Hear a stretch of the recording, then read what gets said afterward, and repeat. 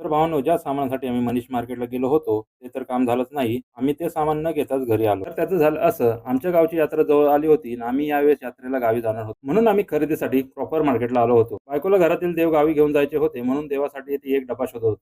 डबा काही तिला पसंत पडत नव्हता, म्हणून आम्ही दुसऱ्या दुकानात आलो आणि तिथे खाऊच्या पानचा डब्बा तिने हातात घेतला. तर तिला बोललो, की "तो खाऊच्या पानचा डब्बा आहे, तो ठेव, आपण दुसरीकडे जाऊया, तिथे बघूया." तर आम्ही आलो तिसऱ्या दुकानात. तिसऱ्या दुकानात फायनली तिला 2 डबे पसंत पडले. ते 2 डबे आम्ही घेतले आणि शिवण्याच्या हातात दिले. आता ते 2 डब्याची पिशवी शिवण्याला झेपत नव्हती, तरी ती घेऊन चालली होती. आता घेऊन कशी चालली ते बघा तुम्ही. जबरदस्ती उचलती. आता बायकोला देवारात ठेवण्यासाठी 2 हत्तीची जोडी पण हवी होती. पण ज्या हत्तीची जोडी आम्ही बघत होतो, त्या काही तिला पसंत पडतच नव्हत्या. तिने जी बघितली होती तशीच तिला जोडी हवी होती, पण ती काही आम्हाला भेटलीच नाही तिथे. मनीष मार्केटची सर्व शॉपिंग करून झाल्यानंतर आता आम्ही लालबागच्या दिशेने निघालो होतो. बाईकवर फिरायचं म्हणलं की शिवान्याला खूप आवडतं. त्यामुळे पाठीमागे दोघीजण बसलेत आणि दोघांची पण मस्ती चालू होती. आता शिवान्याची मस्ती बघा तुम्ही कशी चालली आहे. नुसती बाईकवर नुसती मस्ती करतच असते. फायनली आम्ही लालबागला पोहोचलो आणि लालबाग गुरुकृपा या दुकानामध्ये आम्ही पूजेचं सामान घेण्यासाठी आलो होतो. जर तुमच्या घरामध्ये छोट्या मूर्त्या असतील देवांच्या, तर इथे तुम्हाला छोटे हार पण भेटतील देवांसाठी. तिथून तुम्ही घेऊ शकता. सर्व सामान खरेदी करून झाल्यानंतर आता मम्मीच्या मोबाईलचा आम्हाला डिस्प्ले निघाला होता. तो आम्हाला रिपेअर करून घ्यायचा होता. म्हणून आम्ही गेलो मोबाईलच्या दुकानामध्ये. त्या भावाकडून आम्ही मोबाईलचा डिस्प्ले रिपेअर करून घेतला. फक्त तो खाली पडल्यामुळे 2 भाग झाले होते. डिस्प्ले तर चालू होता, पण तो आता आम्हाला चिटकवून घ्यायचा होता. म्हणून आम्ही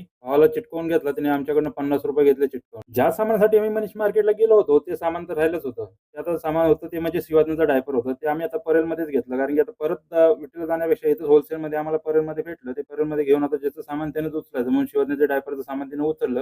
आता ते उचलत नसलं तरी जबरदस्ती कशी घेऊन चालली आहे बघा घरी. जर तुम्ही आपल्या पेजला फॉलो केलं नसेल तर फॉलो करा आणि कमेंट करून सांगा की तुम्हाला आपले व्हिडिओ कसे वाटतात.